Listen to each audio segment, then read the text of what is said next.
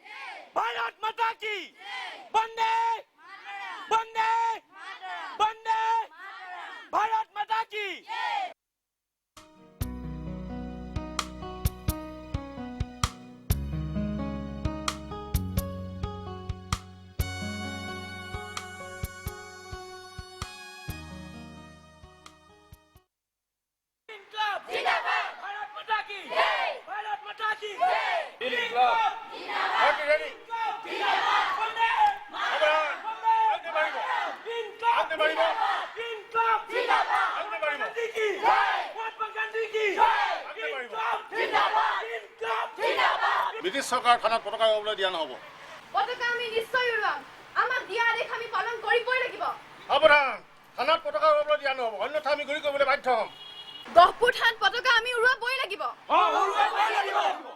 আমি পিছ উকিবলৈ নাই সাৱধান আজ্ঞা মাৰিব স্বাধীনতা আমাৰ জন্মস্বত্ব অধিকাৰ সাৱধান আৰু এক খোজো আজ্ঞা নাবাঢ়িব সকলো থানাৰ আগৰ পৰা আঁতৰি যাওক মৃত্যুলৈ আমি ভয় নকৰো ভাৰত মাতা কি জয় ইনকলাব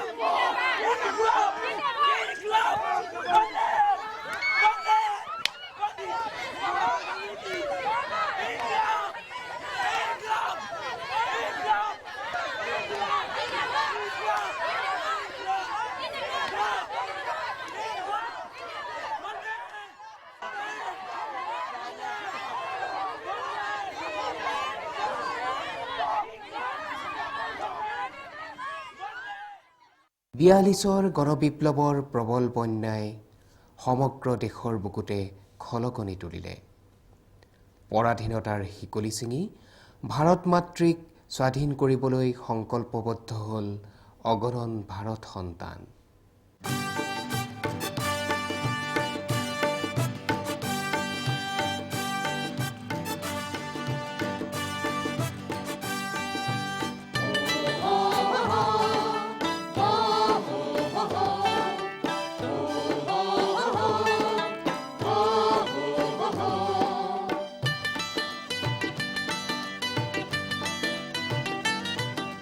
স্বাধীনতাৰ এই সংগ্ৰাম কৰি যাম অবিৰাম স্বাধীনতাৰ এই সংগ্ৰাম কৰি যাম অবিৰাম শান্তি সেনানী আমি গাম জননীৰ জয়গান শান্তি সেনানী আমি গাম জননীৰ জয়গান স্বাধীনতাৰ এই সংগ্ৰাম কৰি যাম অবিৰাম স্বাধীনতাৰ এই সংগ্ৰাম কৰি যাম অবিৰাম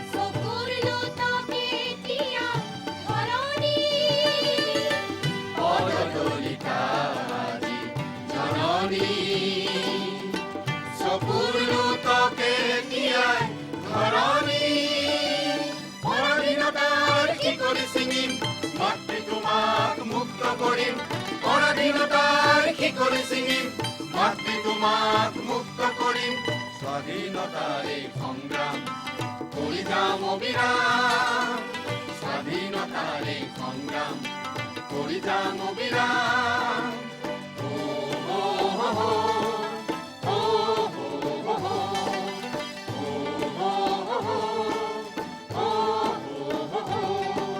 কৰিছোঁ আমি অংগীকাৰ শক্তি আমাৰ দুৰ্নিবাৰ কৰিছোঁ আমি অংগীকাৰ শক্তি আমাৰ দুৰ্নিবাৰ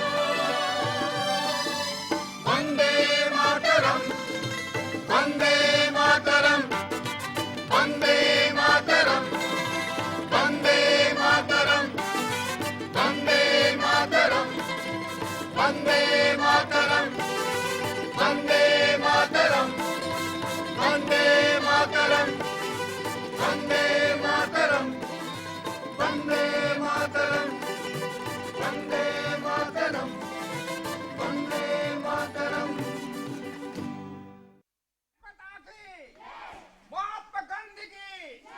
বৰঙাবাৰী গাঁৱত 1924 চনৰ এটা শুভ দিনত দোলাকাষৰীয়া বৰুৱাৰ ঘৰ শুৱনি কৰি জন্ম হৈছিল 42ৰ অমৰ শ্বহীদ কনকলতাৰ পিতৃ কৃষ্ণকান্ত বৰুৱা আৰু মাতৃ কনকেশ্বৰী বৰুৱানীৰ চকু মুখ যেন উজ্বলি উঠিল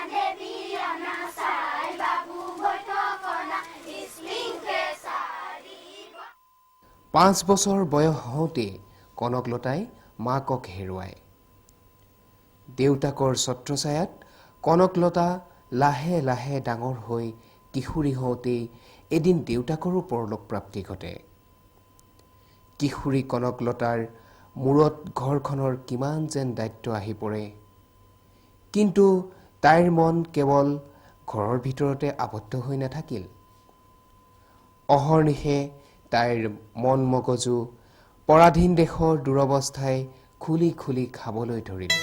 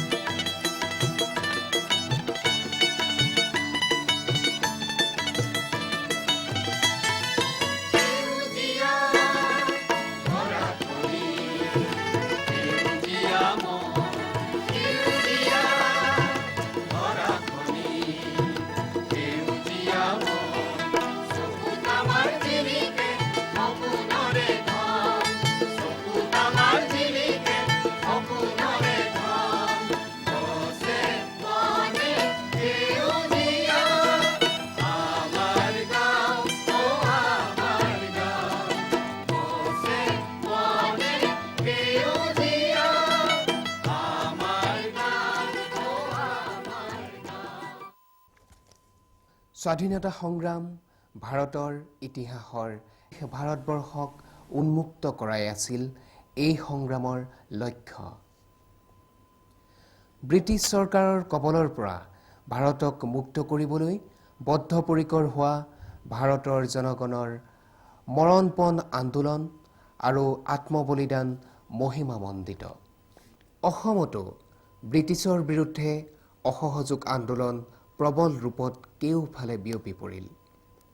নবীন চন্দ্ৰ বৰদলৈ, তৰুণৰাম ফুকন, চন্দ্ৰনাথ শৰ্মা, বিষ্ণুৰাম মেধি, গোপীনাথ বৰদলৈ আদিকে ধৰি নেতৃস্থানীয় লোকসকলৰ লগত সদল বলে যোগ দিলেহি অসমৰ অগণন জনতাই।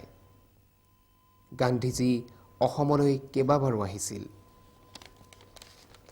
সপোনৰ ফুল কাপোৰত বাচিব জনা অসমীয়া নাৰীৰ তাঁত বোৱা, সূতা কটা আদি কাৰ্যক তেওঁ ভূয়সী প্ৰশংসা কৰিছিল। স্বদেশ প্ৰেমৰ আমোঘ মন্ত্ৰ দান কৰি মহাত্মাই অসমীয়া নাৰী সমাজকো উদ্বুদ্ধ কৰিছিল। সেয়েহে পুৰুষৰ সমানে সমানে অসমৰ নাৰীসকলেও মুক্তিযুঁজৰ ৰণক্ষেত্ৰখনত উবুৰি খাই পৰিছিল। ব্ৰিটিছ সাম্ৰাজ্যবাদৰ বিৰুদ্ধে ভাৰতবৰ্ষত বেলেগ বেলেগ পন্থাৰে ভালেকেইটা আন্দোলন বিভিন্ন সময়ত আৰম্ভ হৈছিল যদিও 1942 চনৰ আগষ্টত আৰম্ভ হোৱা আন্দোলনটো আছিল সবাতোকৈ গুৰুত্বপূৰ্ণ। সমগ্ৰ ভাৰতজুৰি ব্ৰিটিছৰ বিৰুদ্ধে ভাৰত ত্যাগ কৰা ধ্বনি মুখৰিত হৈ উঠাৰ ফলত ব্ৰিটিছে কঠোৰ দমন নীতিৰে আন্দোলনৰ পথ ৰুদ্ধ কৰিব খুজিলে। মহাত্মা গান্ধীকে ধৰি কংগ্ৰেছী নেতাসকলক বন্দী কৰা হ'ল। শীৰ্ষস্থানীয় নেতাৰ কাৰাবাসৰ ফলত নেতৃত্ব অবিহনে আন্দোলনৰ কাৰ্যসূচী স্থগিত হ'ব বুলি ভবা ব্ৰিটিছৰ ধাৰণা সম্পূৰ্ণ ভুল বুলি প্ৰমাণিত হ'ল। মহাত্মা গান্ধীয়ে সত্যাগ্ৰহীসকলক কৰেংগে ইয়া মৰেংগে মূলমন্ত্ৰলৈ ভাৰতৰ মুক্তি সংগ্ৰাম সফল কৰি তুলিবলৈ আহ্বান জনালে। এই আন্দোলন হ'ব লাগিব সত্য আৰু অহিংসাৰ ভেটিত প্ৰতিষ্ঠিত, নেতৃত্ববিহীন আৰু শান্তিপূৰ্ণ।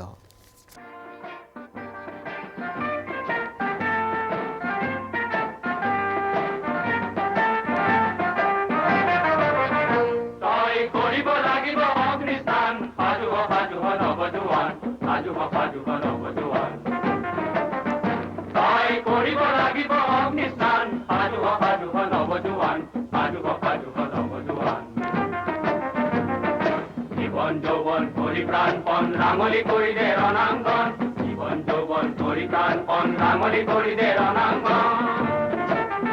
জয় শঙ্খ বজা পৃথিবী কপায় অত্যাচারকু পরিবরণ, অত্যাচারকু পরিবরণ। তাই কৰিব লাগিব অগ্নিস্নান, সাজুহ সাজুহ নৱজোৱান, সাজুহ সাজুহ নৱজোৱান। জীবন যৌবন করি প্রাণপণ রাঙলি করি দে রণাঙ্গন, জীবন যৌবন করি প্রাণপণ রাঙলি করি দে রণাঙ্গন। জয় শঙ্খ বজা পৃথিবী কপায় অত্যাচারকু পরিবরণ, অত্যাচারকু পরিবরণ। তাই কৰিব লাগিব অগ্নিস্নান, সাজুহ সাজুহ নৱজোৱান, সাজুহ সাজুহ নৱজোৱান।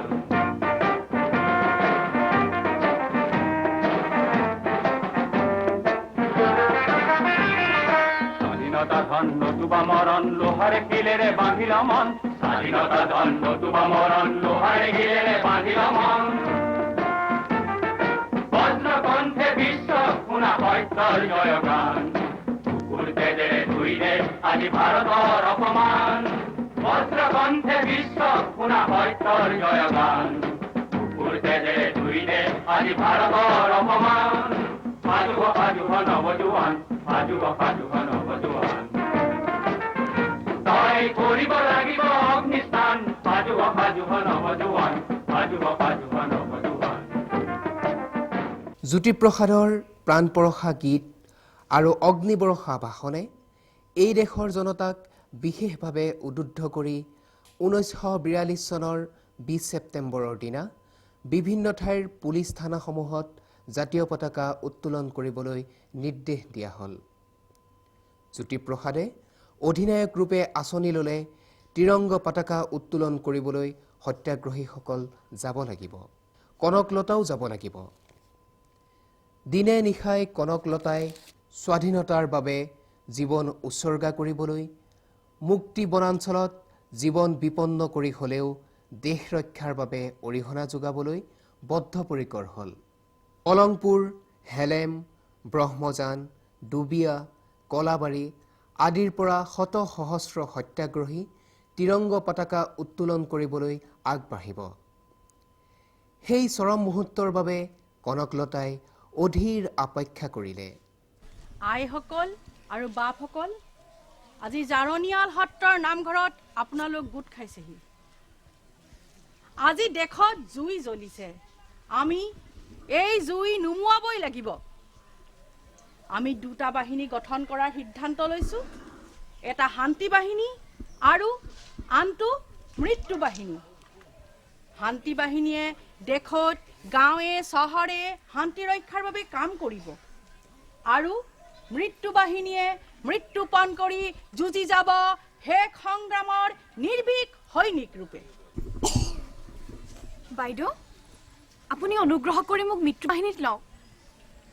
আইটি, তুমি দেখোন নিচেই সৰু ছোৱালী। নাই নাই, তুমি মৃত্যু বাহিনীত যোগদান কৰিব নালাগে। বাইদেউ, আপুনি অনুগ্ৰহ কৰি মোক মৃত্যু বাহিনীত লওক। মৃত্যুলৈ মই ভয় নকৰোঁ। তোমাৰ নামটো কি? মোৰ নাম কনকলতা বৰুৱা। মই আমাৰ সমদলৰ আগত থাকিম। গহপুৰ থানাত পতাকা উৰুৱাবলৈ মই যাম। আমাৰ জাতীয় পতাকাৰ সন্মান মই অটুট ৰাখিম বাইদেউ, মই অটুট ৰাখিম। হ'ব তেন্তে। অধিনায়ক ৰূপে জ্যোতিপ্ৰসাদৰ একান্ত ইচ্ছা আছিল গহপুৰৰ সমদলৰ আগত পতাকা লৈ থাকিব পুষ্পলতা দাস। কিন্তু কনকলতাৰ অন্তৰাত্মাৰ আহ্বানে সেই সমদলৰ আগত তাইকহে বীৰাংগনা সজালে। কনকলতা প্ৰকৃতাৰ্থত মৃত্যুবিজয়ী বীৰংগনা। সেয়েহে কনকলতাই মৃত্যুপণ কৰি আগবাঢ়ি গ'ল বীৰদৰ্পে। লগত গ'ল মুকুন্দ কাকতি আৰু অগণন স্বদেশ প্ৰেমিক জনতা। মালতী, তহঁতবোৰ আহিলি? আমাৰ দেৰিয়ে হ'লো কনক। আচলতে আমি মুকুন্দ ককাইটোলৈ ৰৈ আছিলো। ককাইদেউ আহিছে নেকি? আহিছে। এৰা কনকলতা, ৰাতিপুৱাৰ পৰা ঘূৰিয়েই আছো। আমাৰ হাতত আচলতে সময় বৰ কম। দেশৰ বৰ বৰ নেতাসকলক গ্ৰেপ্তাৰ কৰি সোমোৱাই থৈছে। তেন্তে এতিয়া কি হ'ব? জুই পৰি হাত পালেহি, এতিয়া আমি কি কৰিম? কেৱল গান্ধীজীয়েই নহয়, কংগ্ৰেছৰ সকলো নেতাকে বন্দী কৰা হৈছে। আমি অস্থিৰ হৈ পৰিছো, চিন্তা কৰি পাৰ পোৱা নাই। আমি গাঁৱে ভূঞে গৈ সকলোকে কওঁগৈ ব'ল। জনতাই নেতৃত্ব দিব লাগিব। আমি সকলোৱে ঐক্যবদ্ধ হৈ অহিংসাভাৱে আন্দোলন কৰিব লাগিব। গান্ধীজীয়ে সকলোকে শান্তি ৰক্ষাৰ বাবে সহযোগ কৰিবলৈ কৈছে। জ্যোতি ককাইদেৱে কৈছে থানা আৰু কাছাৰীত জাতীয় পতাকা আমি উত্তোলন কৰিব লাগিব। আমাৰ হাতত সময় বৰ কম।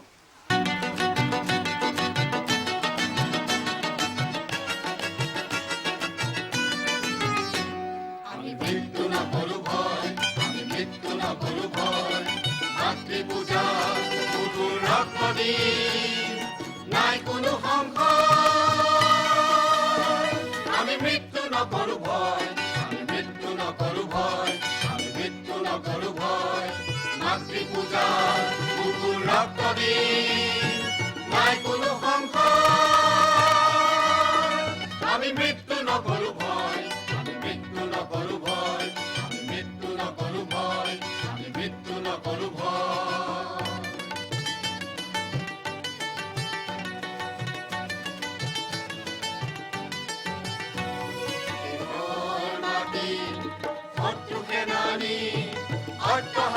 কিদৰে সহি দেশৰ মাটি শত্ৰু সেনানী অট্টহাস্য কিদৰে সহি মুক্তি যুঁজৰ অগ্নি মন্ত্ৰ লৈ ওলাই আহিছো আমি। মুক্তি যুঁজৰ অগ্নি মন্ত্ৰ লৈ ওলাই আহিছো আমি। আমি মৃত্যু নকৰো ভয়, আমি